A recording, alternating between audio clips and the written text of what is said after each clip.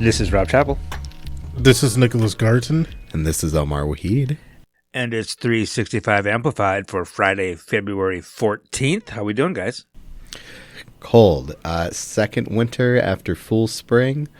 The winter of discontent. It would be nice if winter just stayed winter. I thought the groundhog did or didn't see a shadow. Whichever one is less winter. I don't. That doesn't mean it's like, it means shorter, not that it's easier necessarily. I mean, it is still winter, so you can't complain. And there's always one more blizzard in April anyway, right? I try not to think about it. Mm-hmm. I still think about my lovely time living in the warm state of Arizona. This is when you're nostalgic for Arizona? Oh, yeah, only then. This is the only time. When it's hot and everything melts in your car. No. That's the Midwest is beautiful. The grass is always greener. The weather's always better on the other side of the country. Coming up on the show today, we're going to talk about some strange Facebook messages. We're going to talk about some events happening up in northern Wisconsin. After the break, Dr. Alaysia Black Hackett will join us. She's a former Chief Diversity Officer for the Federal Department of Labor and was good enough to stop by the studio and talk with us about the federal assault on diversity, equity, inclusion, and accessibility. And then we'll get to some soccer news. But first, we're going to talk county board because there was a bit of a kerfuffle and a Friday night news dump that didn't get much coverage, I think by design. But because we are who we are, we dug into it and didn't let it go. And just yesterday published kind of the story about everything that's happening with the Department of Human Services. So here's what happened. You folks might remember we reported, and everybody else in the town reported, that Amy Everett had been appointed to lead the Department of Human Services. She had most recently been Chief Operating Officer at a place called Mine Spring in Colorado. And what we didn't hear about until recently is that the chair of the Health and Human Needs Committee, Heidi Wegleitner, longtime county board supervisor, reached out to Amy Everett and said, I have some additional questions. Could we have a meeting? They had that meeting last week, Wednesday. And on Thursday, Amy Everett withdrew from consideration, saying that the meeting felt oppositional and it felt like a deposition. County Board Melissa Agard, or County Executive Melissa Agard, who had made the appointment, heard about that on Thursday, alerted County Board Chair Patrick Miles somewhere around 3 o'clock Friday, and then put out a press release at 4 o'clock Friday, basically blaming the County Board for the word she used was upending the process. Patrick Miles and Heidi Wegleitner then later that night basically pushed back on that, saying it wasn't our fault. We just had questions. If this person couldn't handle these questions, then maybe they weren't a good fit for the job. Sort of problematic thing to say. We should say that the interim director, who had previously been deputy director, has been running the department for almost 3 years now. We'll talk a bit more about why. Astra Ihikimura has been running the department for almost 3 years. And was the other finalist. So I talked with Heidi Wegleitner. She said that she didn't feel that the meeting was oppositional. She just had questions because some stuff went down at Mine Spring before Amy Everett was there. Amy Everett was kind of brought in to help clean things up, but there were media reports, and Heidi had heard questions from community members, and what was Amy's involvement with these problems, fiscal problems, client care problems with Mine Spring. And she's telling me she just wanted to be reassured. She just wanted to know how to answer those questions. And after the meeting was still going to vote yes on the confirmation. But Amy Everett still didn't appreciate the tone and pulled out. Heidi Wegleitner also did say she was surprised that Astra didn't get the appointment. She thought it was politically risky to appoint somebody from outside of town, which maybe, I don't know. But also did say clearly she would have voted for either candidate. She would have voted to confirm either candidate. So it's kind of a mess because we've been without a human services director for 3 years after Lynn Green retired. Former County Executive Joe Parisi appointed Sheila Stubbs to the role. She was a former County Board Supervisor and a current state representative. That didn't go great. Nick, you actually I covered that for us. You covered that for Cap Times. This is 3 years ago now, almost 2 years ago. It was spring of 2023, right? What went down with that? Do you remember? The thing I remember the most was just racial insults being hurled all over the place, and her confirmation hearings or whatever you would call them were not far from that either, with the kind of characterizations they had of her. But maybe she wasn't qualified to do the job. We don't really know, but I think that was the ultimately what the county board, what many people on the county board said was, she's never run anything this big. It's the biggest department in the county. It's a massive budget. So Sheila Stubbs has never managed anything this big, and she didn't. She at first said, "I'm going to also continue to be a state representative," right, which is technically a part-time job, but it's a big part-time job. Eventually, she did say, "I will withdraw. I will resign from the state assembly if I'm appointed." That didn't mollify them. They still didn't appoint her. They still didn't approve it.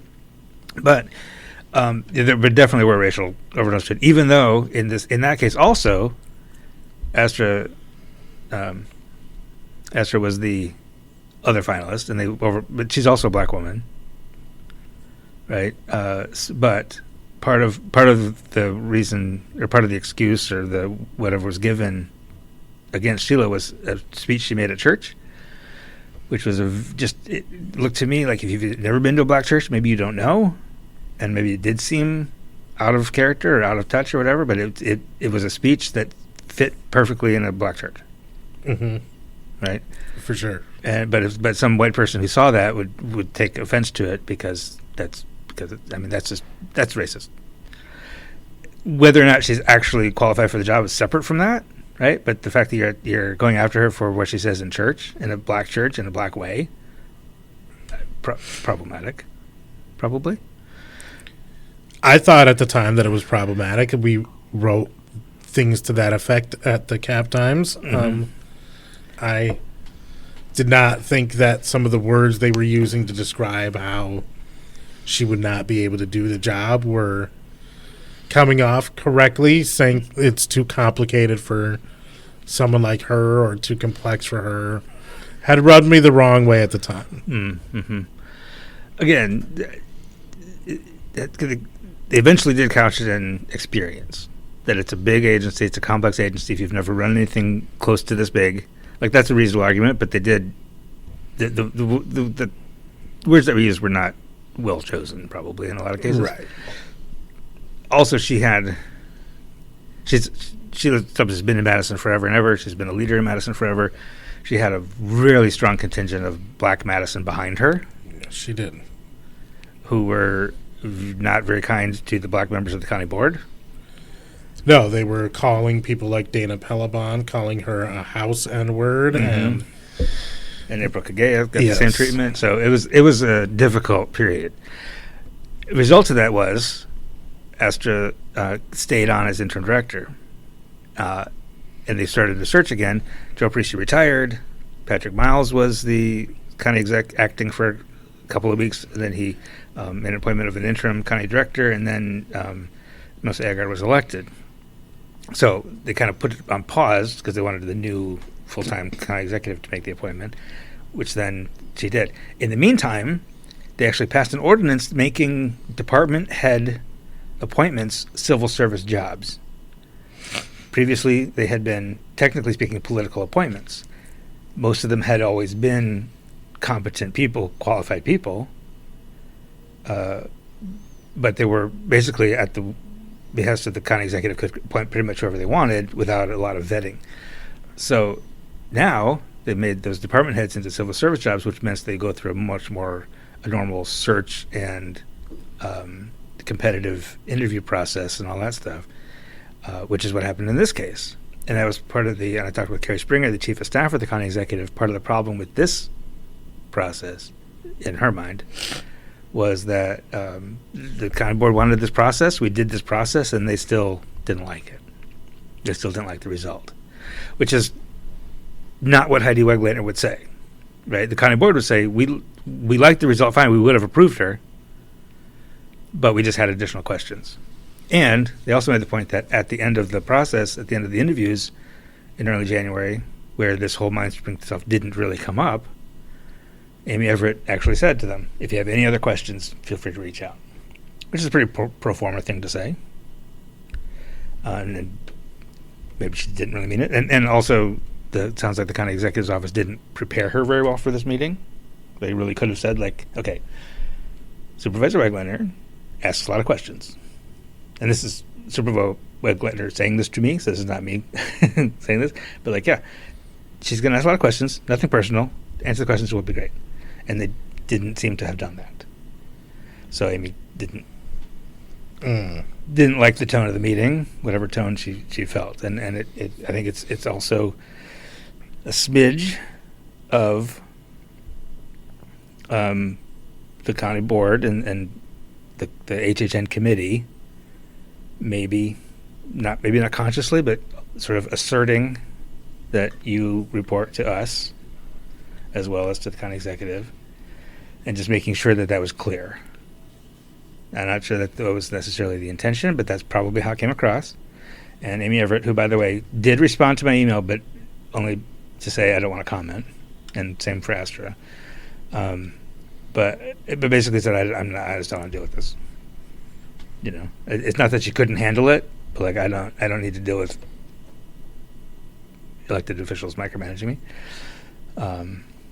That might be part of where it comes from, where the decision comes from. So now what happens? I don't know. There's some April Kagaev, County Board Supervisor, basically said, just give the job to Astra, please. That's what we all want anyway. I mean, she's been there for 3 years. You're not interim for 3 years. You are the director. Pretty much, right? After 3 years. Yeah. She has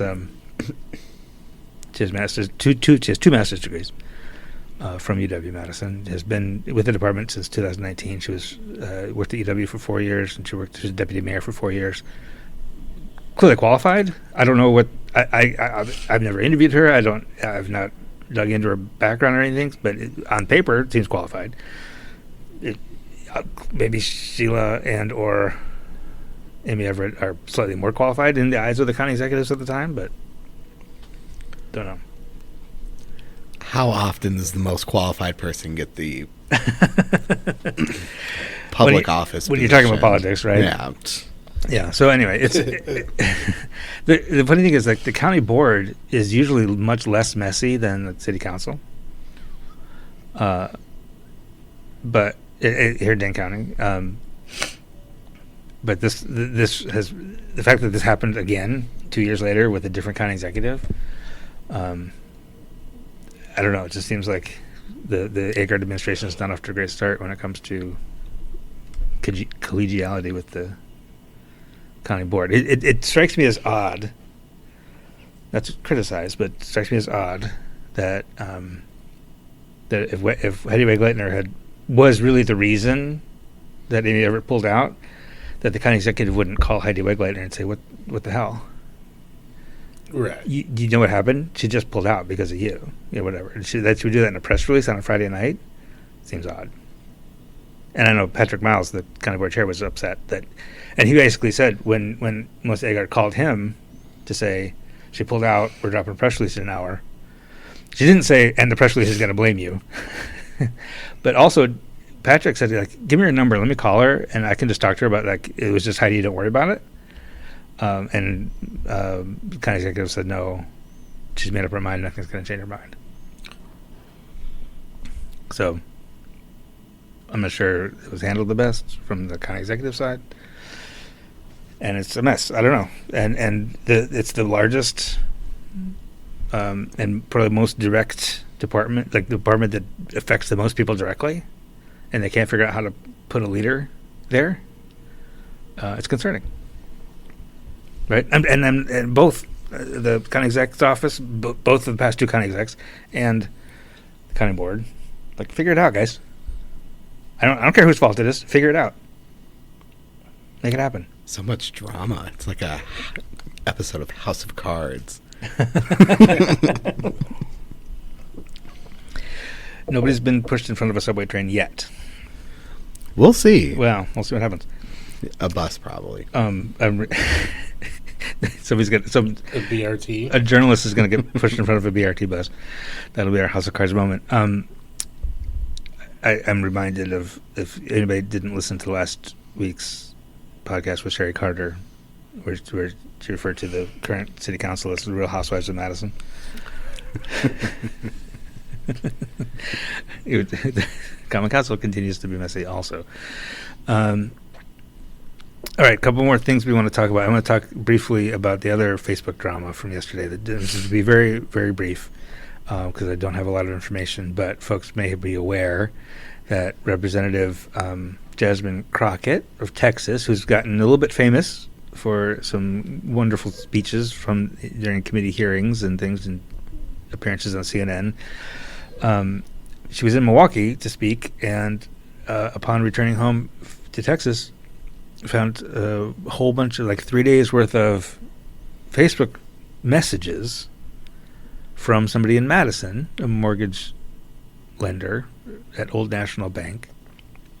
They interestingly were not overtly racist in tone, but were very MAGA in tone, like MAGA, F-word Democrats, you're an idiot. Implied racism. Right. Right. The fact that they're directed at a black woman, there's a black woman with power and authority, there's sort of an implied racist thing. But so the profile's Bill Hemer. Bill Hemer is what I would say. I couldn't get the first name. I'm not going to try the second one. So he then said that he had been hacked, which is sort of common excuse, right? Old National Bank posted that he had been hacked because this went viral very quickly on Facebook. He said he'd been hacked. Old National said there's reason to believe it's an imposter.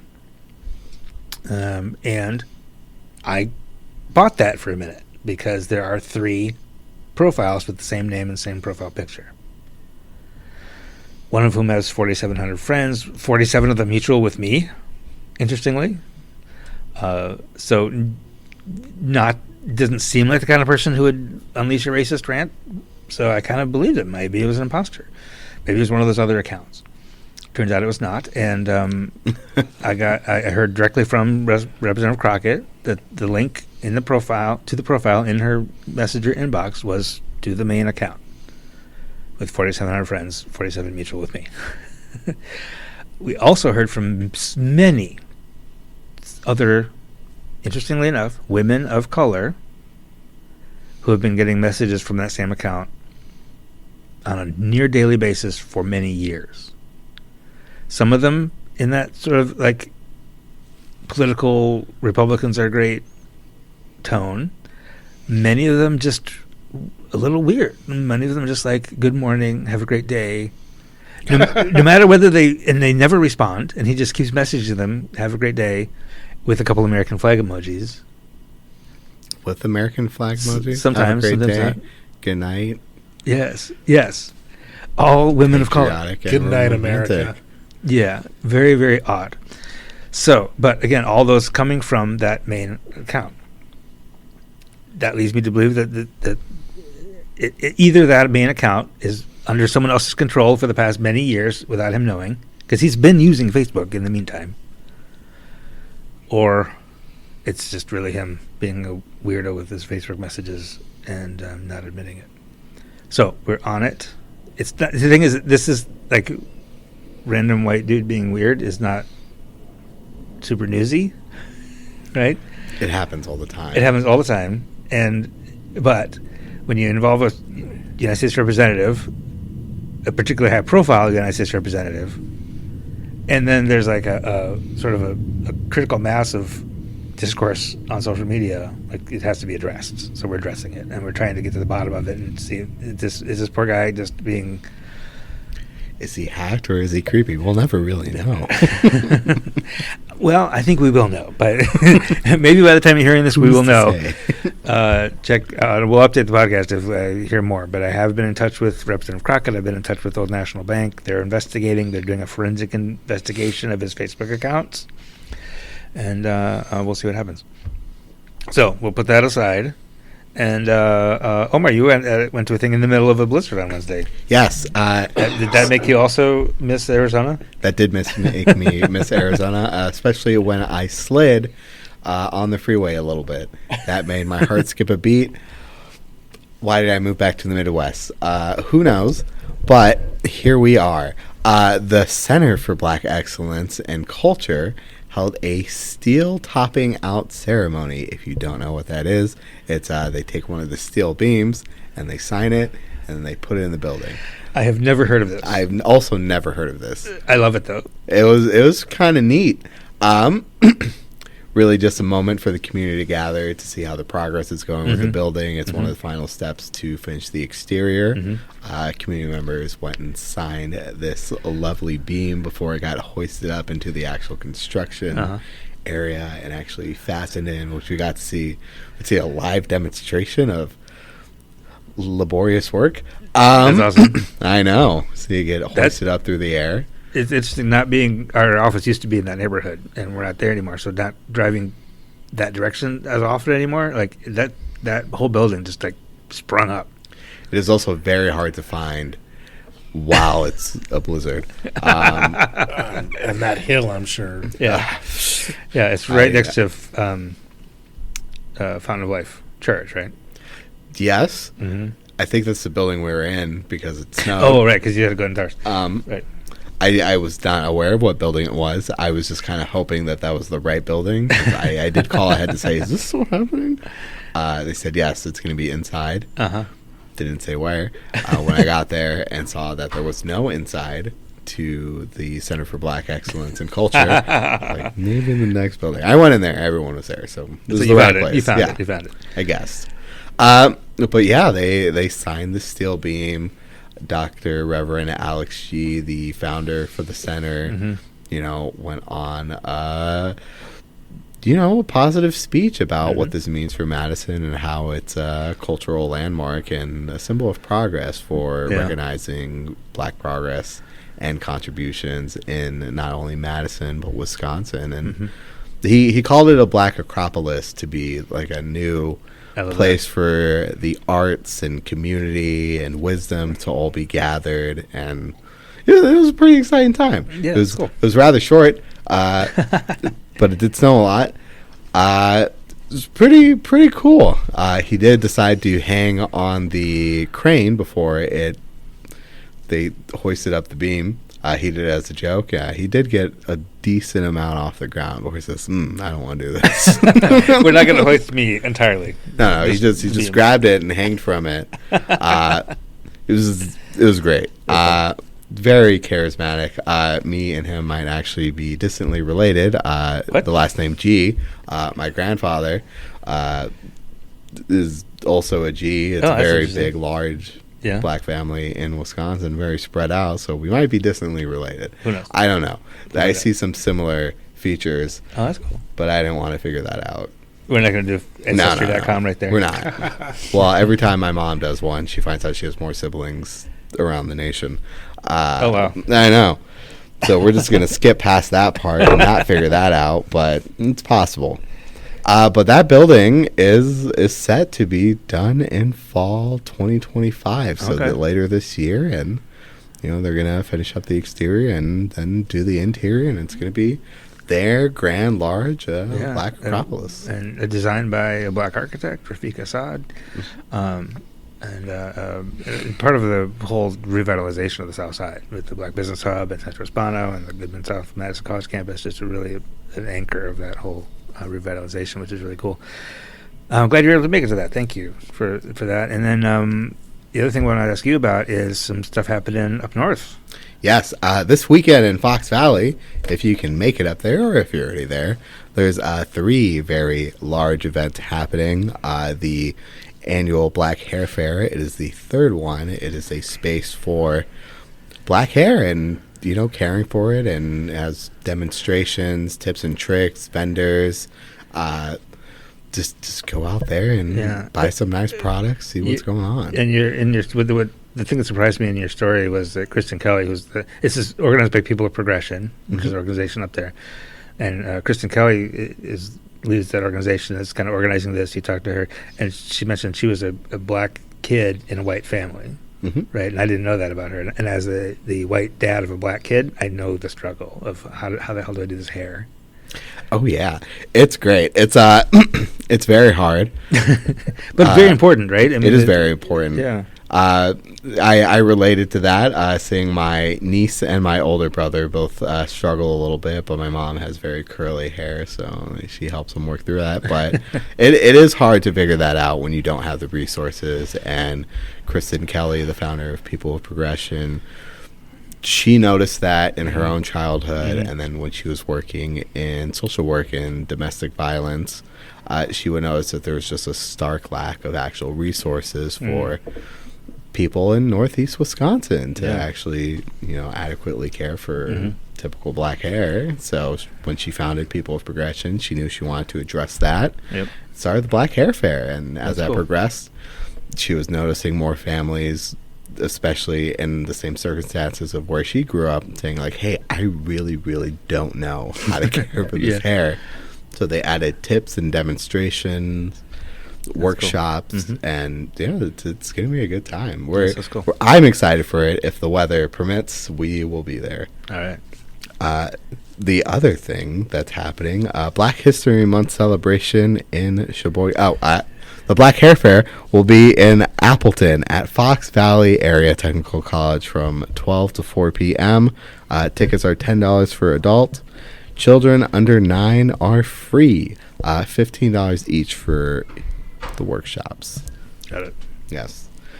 And then in Sheboygan, Black History Month celebration. I've been assured by Nick and Dave that it makes sense to have the celebration in Sheboygan. There is actually black people there. There are. I was surprised. My great aunt is from Sheboygan, and she is the whitest person you could imagine. So that, But that will be the Black History Month celebration in Sheboygan will be at the Stephanie H. Weil? I don't know how to say that because I've never been there.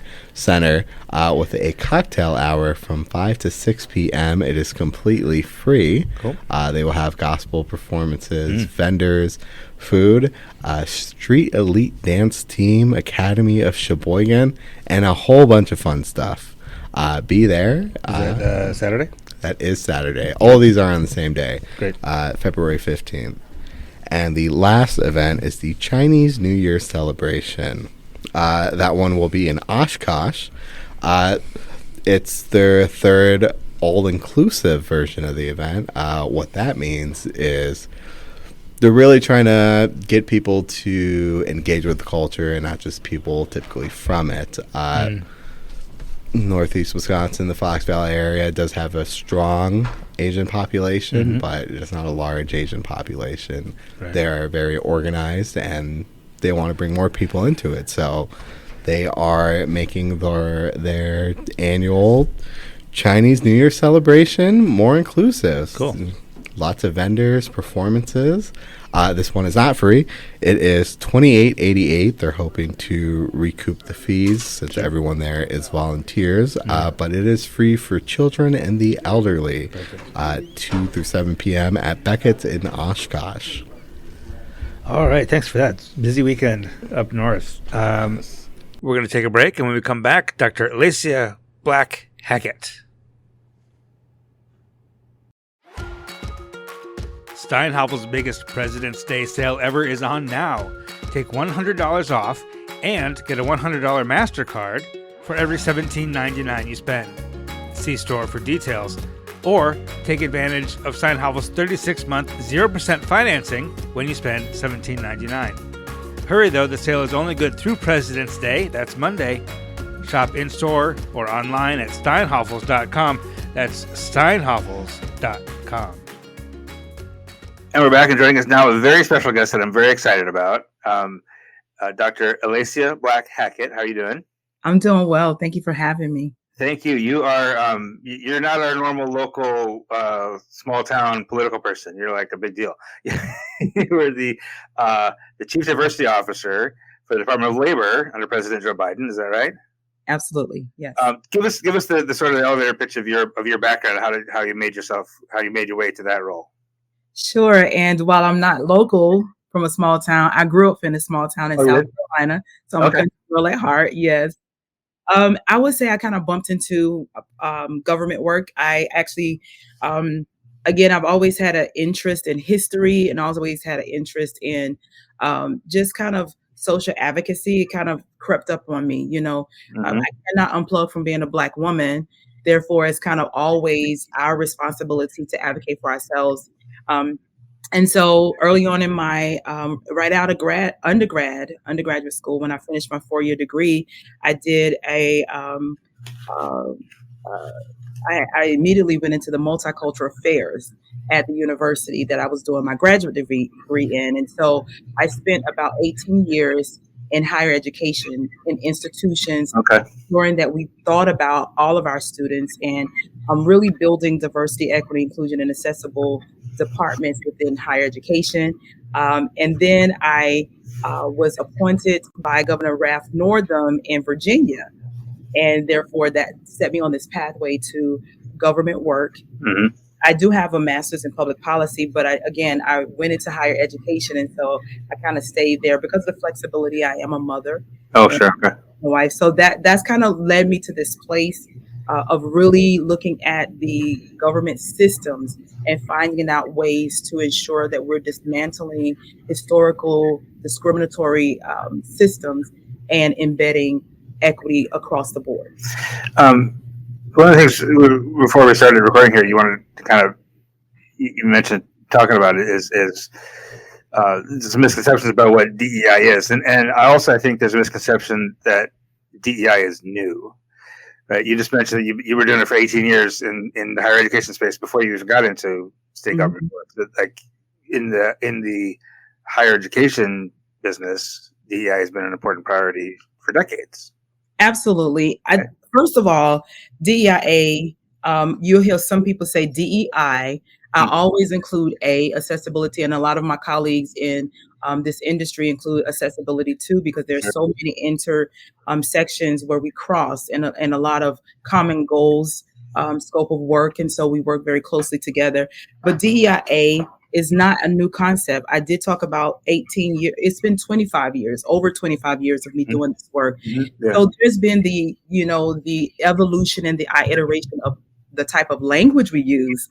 But DEIA has always been here, from civil rights, the Civil Rights Act, to urban affairs, multicultural affairs, intercultural affairs, diversity, Black awareness, Hispanic awareness, international. So there's just been a lot of iteration of the work that we've done. And one of the things that I often talk about is the fact that DEIA is resilient. So it doesn't matter what we choose to call it or what is, stated as you can't use it anymore. This work will continue. Why? Because our country continues to grow its diversity. And therefore, there is a need for this type of work to ensure that all residents in America have an opportunity for fairness and for equitable rights to benefit from who we are as Americans. So yes, it's not something that's new. It's for a very long time. And I also want to stress that, when you think about and you listen to what is being stated across media, DEIA does not equal Black communities. DEIA does not equal Black hires. That is a misconception all the way. So, I can go into a little detail, but I'll wait to your question. No, I wander into all the detail you want. I think in a way, I'm not even sure that that's a misconception. It almost feels like a deliberate appropriation. That we can't say certain words anymore, so we're going to just say DEI instead, or and 2 years ago it was critical race theory was the euphemism for black. Right. Now it's DEI is the euphemism for black among certain quarters, and it seems like the other quarters are sort of buckling to that pressure and saying, well, let's just not call it DEI anymore. Let's call it climate and culture. Right. Or whatever. Do you think that's okay? I mean, you said, you kind of said the work is resilient, whatever you call it. Is that, do you think, fair? That's my fair assessment of it. Yeah, I do believe, I don't disagree that people are using it, maybe intentionally, maybe unintentionally. It's a sound bite and it's intended to get people to respond emotionally, right? Right. I will say, I'm not a type of person to shrink in the face of what I would consider adversity. So I'm always, an avid, let's call it what it is. But as a practitioner that I am, sometimes you have to operate smart. You have to be strategic and maybe even in times be in stealth mode so that the work continues. So if organizations and companies want to shift the language, what's most important to me is not what you call it. It's the work behind the scenes and what you're doing with whatever you're calling it. So if people are changing the language, honestly, it is what it is. It's not what it's not. But as long as those communities, as long as those marginalized populations of people are being positively impacted, then, for me, that's what's most important. Yeah. There's an effort, at least in the Trump administration now, to make sure that doesn't happen, that just renaming it and still doing the work, but under a different name is like literally trying to make that illegal or trying to like purge people who do that. Is there any way to even for them to do that? I mean, legally speaking, is some court going to step in on this at some point? I don't know what the courts will do now. I used to say years ago when we had these types of attacks, is I always had a trust in the fact that we had a 3-branch government and there was a balance of power. I no longer can say that with that much confidence anymore. We still have 2 branches. But if people are loyal to a person or a party versus this idea of freedom and a democracy, I just don't know. But what I do know is there are laws that protect, equity, which is the Civil Rights Act. And then you have the gender, the Civil Rights Act against gender discrimination. You have the Equal Pay Act. All of those things are laws. Those are not pretend. Those are not executive orders, because I also want to make it very clear that an executive order is not a law. It is simply a declaration of how the presidential administration will choose to run policies during their term. However, we do have laws and there are ways to protect this work. I also like to add, during my time with the Biden-Harris administration, everything we did in the office, specifically the Chief Diversity, Equity, and Inclusion Office at the Department of Labor and most of my colleagues, had to be data-driven. We had to see evidence to prove that we needed to address a certain barrier or a certain challenge that we were seeing. It was not something we just thought of and wanted to have a good idea, but there had to be evidence to show this community or this population or this area needs this type of service.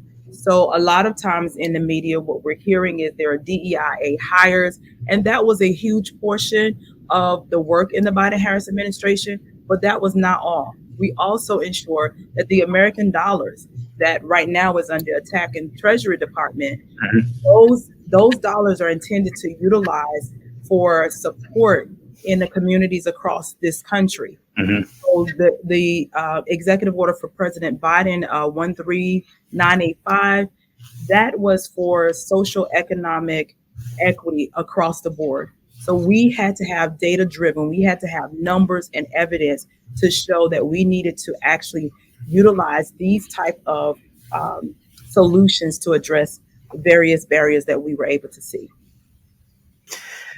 He talked about data, and I heard that a lot. I actually did a story on this probably almost 2 years ago now, a year and a half, 2 years ago now, basically asking, is DEI dead? Is it going away? This is before the Trump administration's like open war on it. I mean, we've had some legislative pressure here in Wisconsin, I don't know if you're aware that our state legislature is basically trying to purge DEI from the University of Wisconsin, and holding funding hostage to do that. And then they're kind of being successful, But when I did talk about folks, talk to DEI professionals, data was a big piece of it. And I think that's maybe something that is misunderstood or not known about. That everybody thinks it's.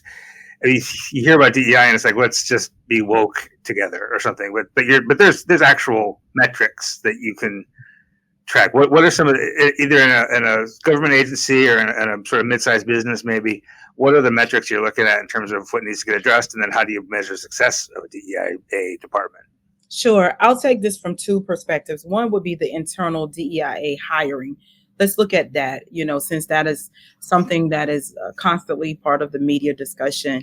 Some of the metrics we look at how are we recruiting? Where are we recruiting? We hear a lot about, the affirmative action, what they were considered in the educational institutions and their mission, but we don't talk a lot about legacy admission. So what happens is that when organizations or agencies begin to recruit for certain positions, typically speaking, the system only goes a certain direction. And some of those certain directions will be to those legacy institutions or to certain spaces, and not all inclusive of the many colleges and universities that we have. So what the DEIA metrics we looked at is how far are we casting this net? Are we recruiting in just the same places to pull people so I get hired because I have a former classmate who's hired. So it's about who you know, not merit-based, but it really is about your name is John and we play golf together and therefore let me hire you on my team. So DEIA said, let's look at where we have a barrier. Who's the hiring manager? What are some of those personal discretions that could honestly discriminate against individuals? So we will also look at metrics as, what is the qualifications and what does that look at? It never decreased the qualifying factors, right? It was simply, we're not going to allow our unconscious biases. Like, for instance, my name is Alaysia. That doesn't even sound like it could possibly be a name that is a Caucasian person. It is an ethnic name. It comes from the country Malaysia. However, you will be surprised at how a person can look at someone's name and say, well, we don't think this is a good fit. So the metrics we used looked at how are we casting our net? How far are we going with our recruitment? We also looked at metrics as the promotion. How are we promoting individuals internally? Are we skipping over folks who've been here for years? We're not providing professional development opportunities. We're not ensuring that everyone knows the career ladder. How do I, and this keeps momentum higher, right? So those are the metrics from internal in organization to look and say, hey, let's look to see how we are hiring, how we're promoting. Then we look at the people we serve out in the communities. And statistics shows us that when you're serving communities, they want a level of trust in the people that's providing these services. So one of the ways to build that trust is to ensure that we have folks doing the work internally that mirrors the community in our country. One of our greatest powers, our superpower in the United States of America is our diversity. And therefore, we wanted to ensure in order for us to be most successful in the communities that need our service the most, we want to have a diverse workforce so that we can better serve. We have more ideas. We have a diversity of thought. We have more people coming into our workplace, and they're bringing their lived experiences into the workplace so that we can make sure we don't have as many gaps as we've had before.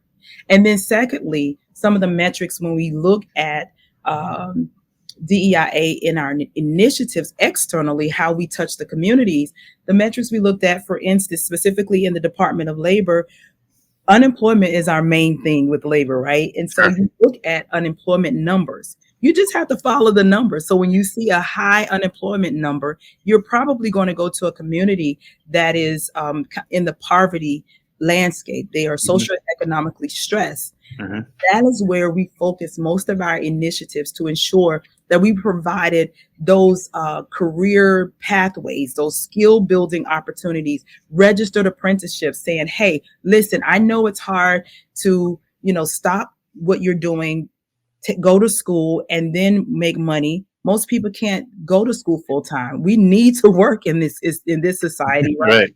So we wanted to have you ever heard of an apprentice program? So we focused on putting our information into the marginalized communities, those who had the highest unemployment rates, to ensure they had a clear pathway to good paying jobs. And then another metric is to look at people who were losing wages because of corporations and companies having wage theft. What does wage theft look like? Because we could say a lot of this stuff and most people don't know. Yeah. For instance, I'm going to use this example that shouldn't be happening anymore. But when you start at a company and they require you to have a uniform. I remember when I was in college 27 years ago, I worked at a fast food restaurant. Yeah. And it required that I wear a uniform. And so I had to purchase 2 shirts.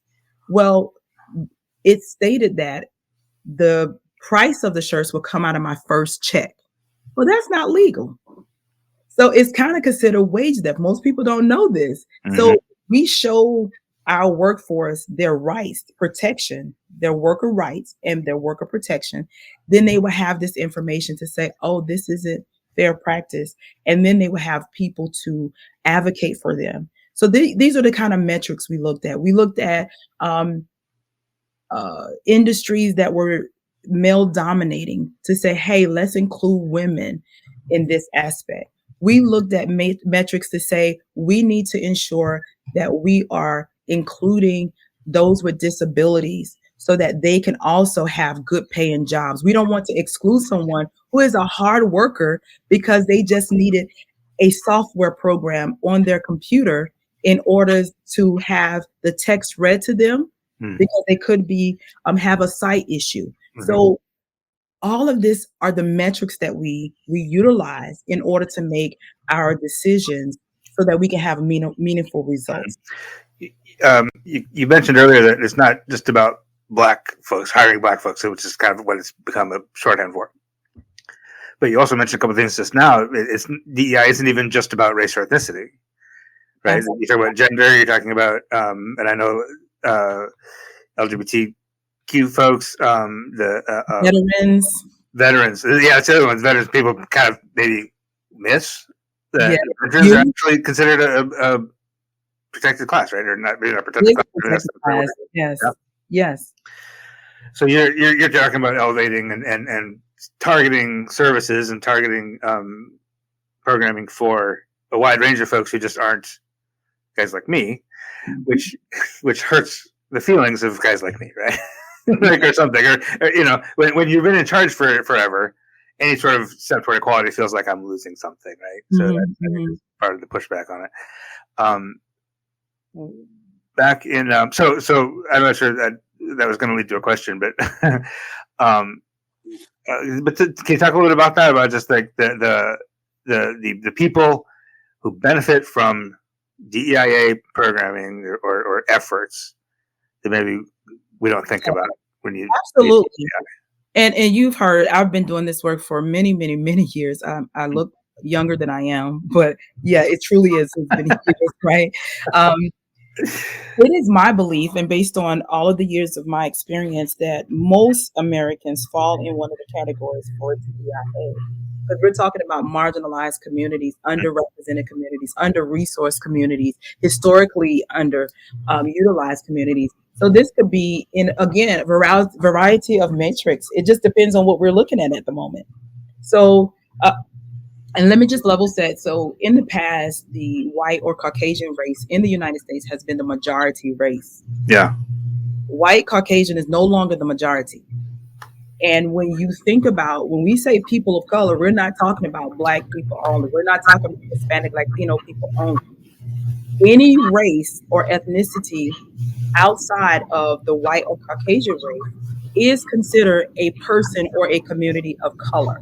So that is African American, Black American, Caribbean American, Hispanic, Latino, Asian American, Native, Hawaiian, Pacific Islander, Middle Eastern, Native Americans, Indigenous people, LGBT, any of these ethnicity groups that is outside of the white or Caucasian race actually falls into the color.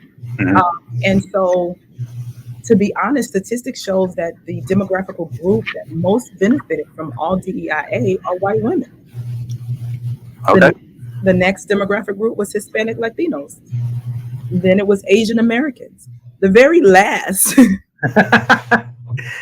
were Black Americans. And so it is my belief that most Americans fall within that category of one of those categories of DEIA. And again, it's Veterans Affairs. It's people who have a mental health issue or who have a invisible disability. We don't talk about those things enough.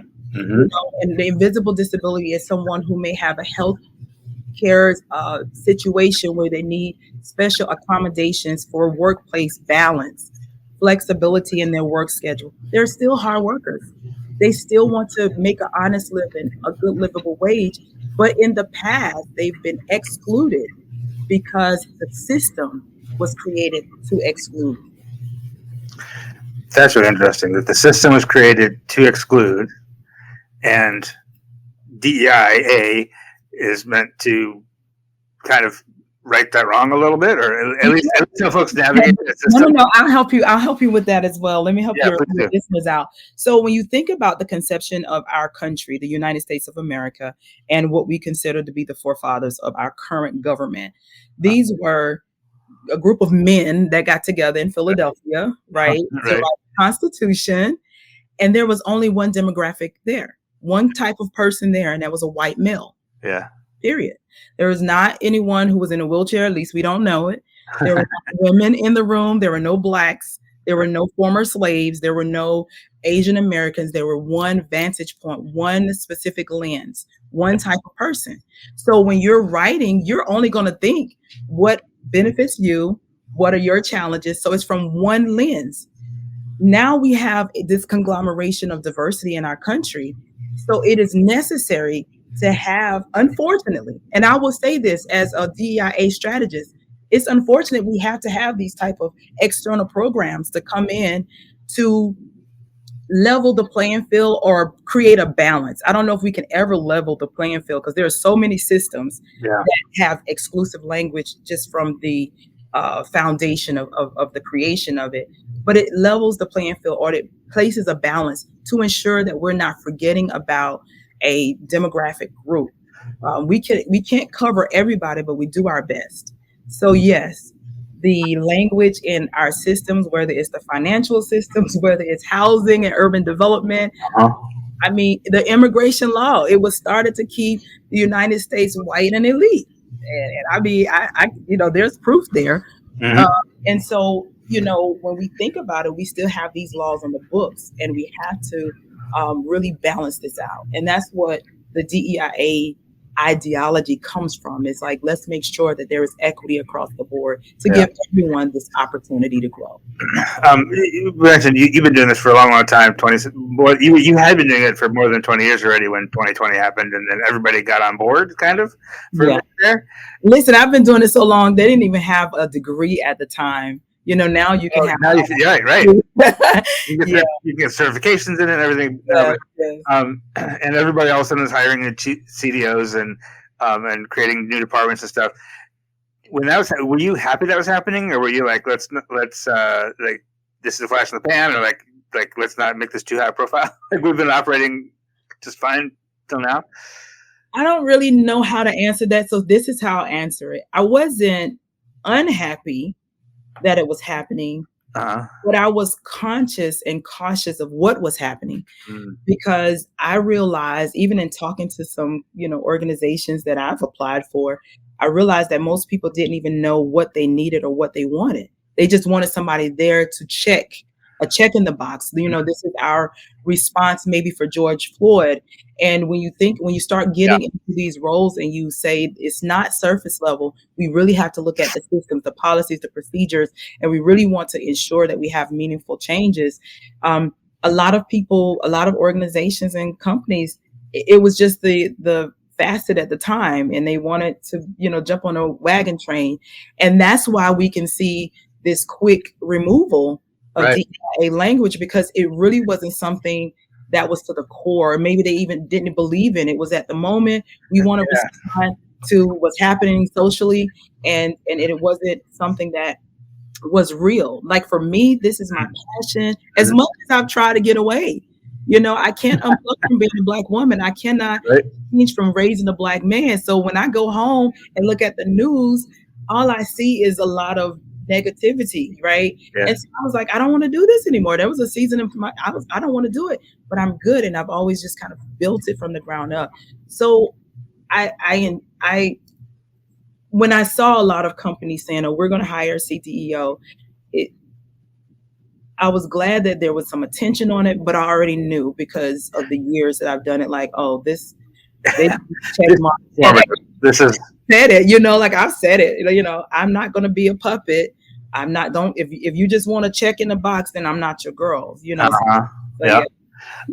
It's occurred to me, and you know better than I do, but Google, Target, these other big places have started to roll back from it just recently, just in the past couple of weeks. They've been saying this, and it seems to be, and some people have been saying they're buckling to the pressure from Trump or whatever. Mm-hmm. And I kind of feel like it's not even that. It's just like they feel like, oh, we don't have to do this anymore. Like we had to do this for a minute because that was what everybody's doing, but now we don't have to anymore. So, and we never really wanted to in the first place. Mm.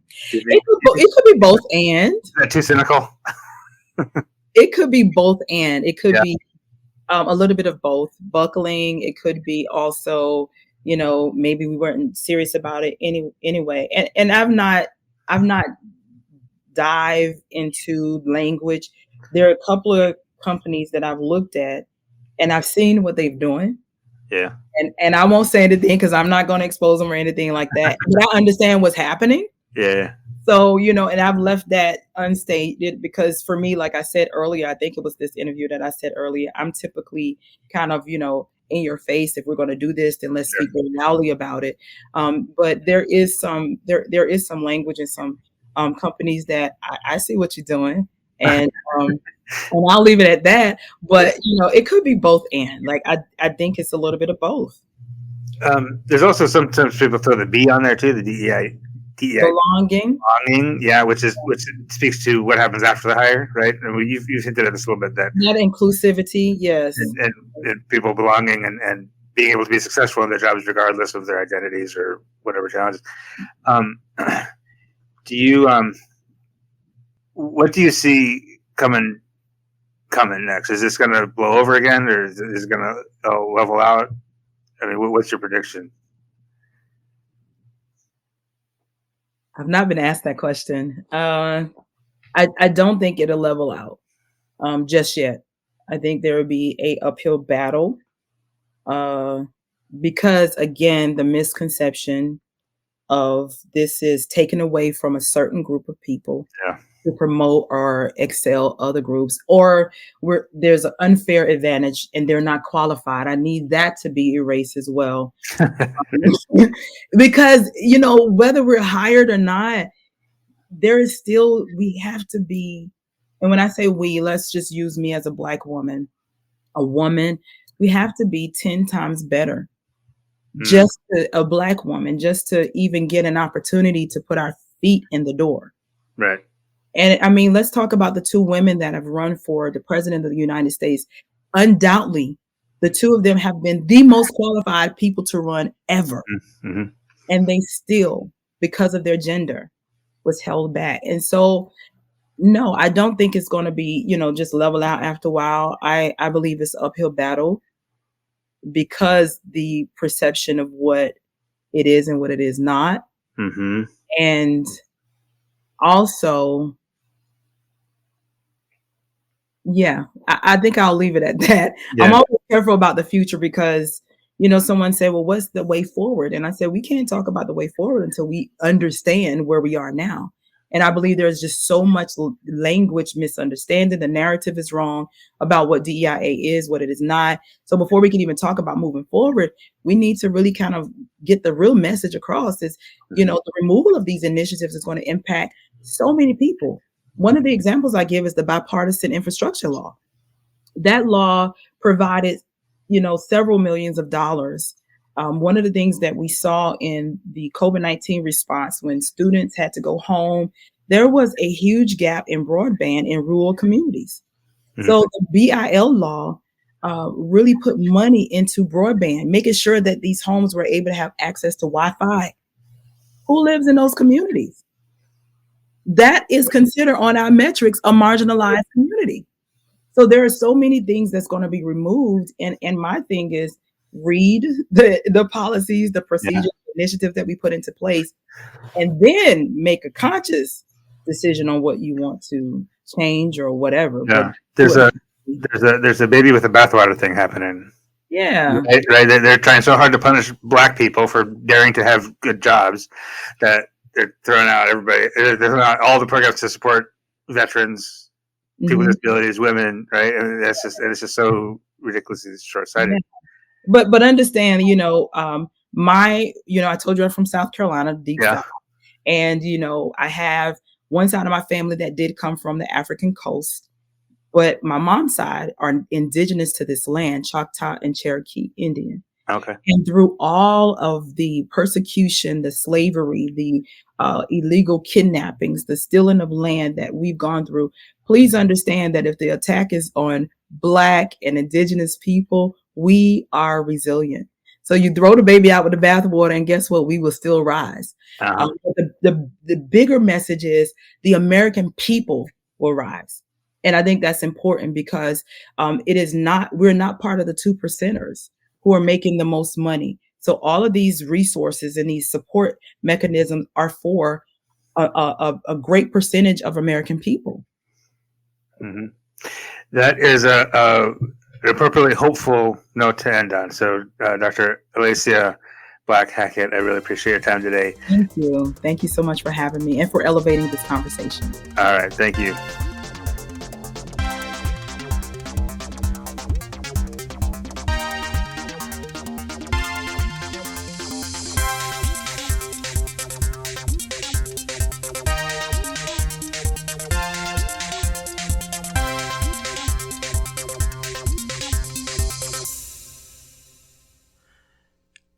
And thanks again to Dr. Alaysia Black Hackett. I neglected to have her say this while we're talking, but she is consulting now, and you can reach out to her at AlaysiaBlackHackett.com. We'll put a link in the show notes. And we're going to finish up today with a couple soccer notes. First of all, the Forward Madison season is coming up rapidly. March 15th will be the first official competitive match. There's a friendly tonight in Minnesota against Minnesota United 2. We'll get our first glimpse of the new squad. We won't actually get a glimpse. We'll hear about it afterwards from the club, how it went. But we do have another signing to announce for Forward Madison, that Jose Carrera Garcia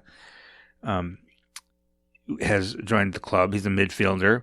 He has 4 years of experience in USL League One, the league Madison plays in. He is the answer to a trivia question, a Forward Madison trivia question, which is, who scored the fastest goal ever against Forward Madison?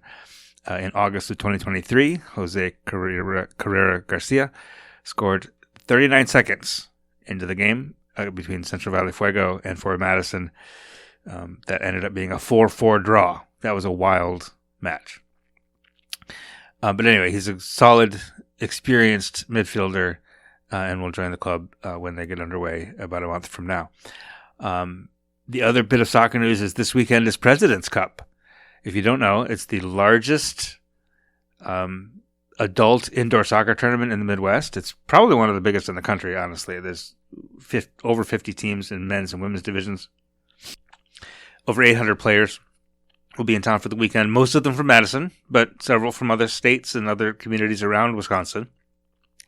There's a number of age divisions, so old people like me can still compete in this tournament.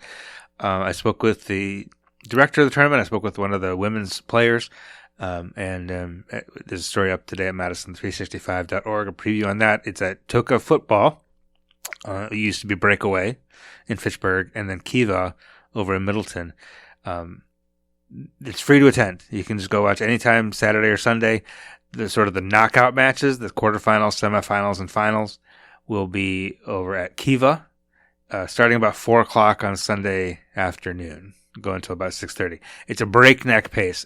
They play entire soccer games 6-on-6 in 25 minutes. It's 2 halves, 12.5 minutes each. That is such a fast pace for soccer. But I am told these are the best soccer players you're going to see in Madison, other than Ford Madison. Very high level. A lot of college players, a lot of former college players, a lot of former pros come out to this tournament. So it should be a lot of fun. Check it out if you can. We will be back next week. Thanks for listening. Talk to you soon. 365 Amplified is produced and edited by me, Rob Chappell, and is a production of 365 Media Foundation, a nonprofit, local, independent media organization in Madison, Wisconsin. Wherever you're listening to this right now, hit the subscribe or follow button to get new episodes every Friday. And between episodes, get your latest news at madison365.org and follow us on Blue Sky, Facebook, Instagram, LinkedIn, and Threads. Wherever you get your news, we'll be there.